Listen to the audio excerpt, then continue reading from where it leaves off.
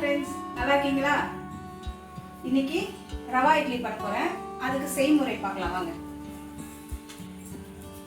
1/2 kilo ரவை, 1/2 litre தயிர், தாளிப்புக்கு கடுகு, உளுந்து, கடலைப்பருப்பு, நெய், சால்ட்டு,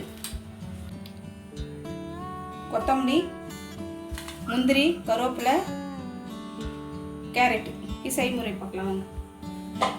எவ்வளோ ரவை எடுக்கிறீங்களோ அதே அளவுக்கு தயிரும் எடுத்துக்கணும். 1/2 லிட்டரு தயிர்னா 1/2 கிலோ ரவை. கடாய் வச்சுருக்கேன். ரவை வறுக்கிறதுக்கு நெய் விட போகிறேன்.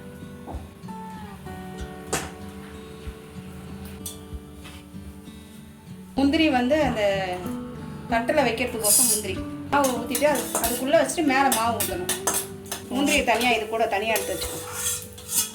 கடுகு,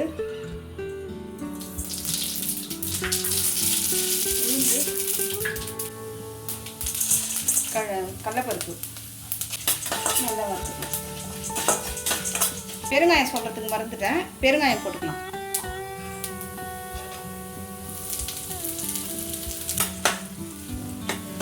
ரவை போட்டு வறுத்துக்கலாம்.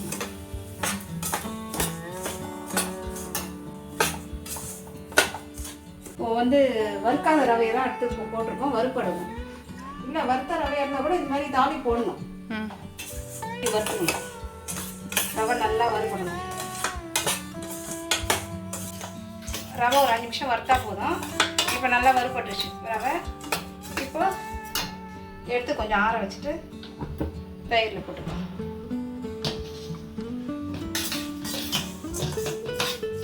இப்போ பாத்திரத்தில் எடுத்து போட்டுக்கிறேன்.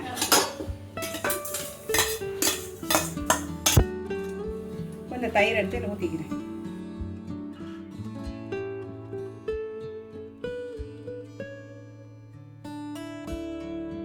கட்டி இல்லாத நல்லா நல்லா கலக்குங்க. ரொம்ப கொஞ்சம் திக்காக கொஞ்சம் கட்டியாக போச்சுன்னா கொஞ்சம் தண்ணி கூட விட்டுக்கலாம். அப்புறம் நல்லா ஊறணும். இப்போ கொஞ்சம் தண்ணி விட்டுக்கிறேன்.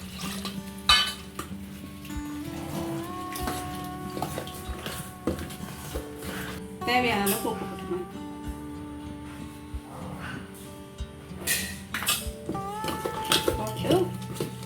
ஒரு சிட்டிக்கா சோடா மாவு போட்டுக்கலாம்.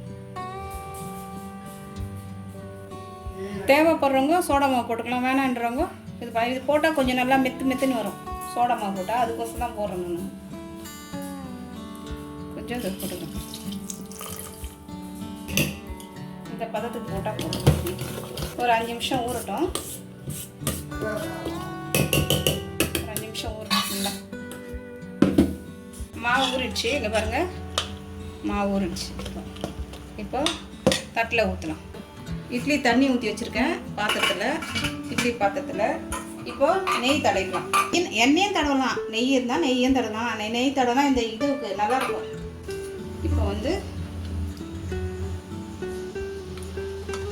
இதில் அதுக்கு பக்கத்தில் ஒரு கருவேப்பிலை வச்சுக்கலாம். கருவேப்பிலை திருப்பி போட்டுருணும். அப்போ தான் இது மேலே கொத்தமல்லி தூவிக்கலாம்.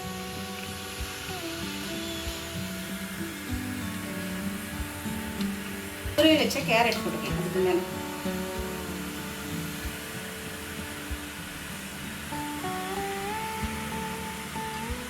பசங்களுக்கு இட்லினாலே பிடிக்காது. இட்லி வேணா தோசை ஊற்றி கொடு, வேறு எதனா செய்யும். வாரத்துக்கு ஒரு வாட்டி இந்த ரவா இட்லியை நான் பண்ணி கொடுக்குறேன் பசங்களுக்கு. இப்போ வாரத்துக்கு ஒரு வாட்டியே கேட்குறாங்க. இப்போ ரவா இட்லி பண்ணியாமான்னு கேட்குறாங்க. இப்போ இட்லி ஊற்றிக்கலாம்.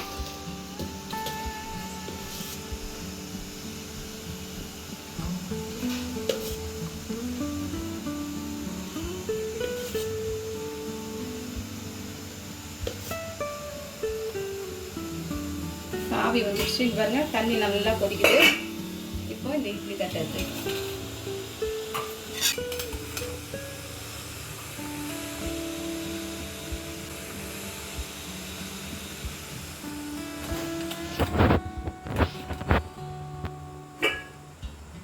வச்சு 10 நிமிஷம் போதும். டீப் ஃப்ளேமில் தான் வச்சுருந்தேன். 10 நிமிஷம் வேகட்டும், பார்க்கலாம். 10 நிமிஷம் ஆயிடுச்சு. இப்போ ஓப்பன் பண்ணலாம்.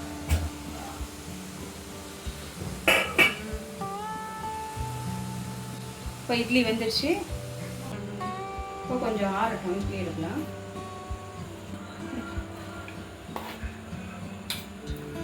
கரண்டில் எடுக்கும்போதே வருது.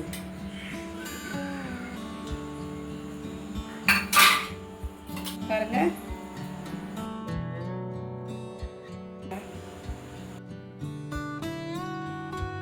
சாப்பிட்டா இருக்கு பாருங்க. இங்கே பாருங்க. நீங்களும் செய்து பார்த்துட்டு எப்படி இருக்குன்னு சொல்லுங்க.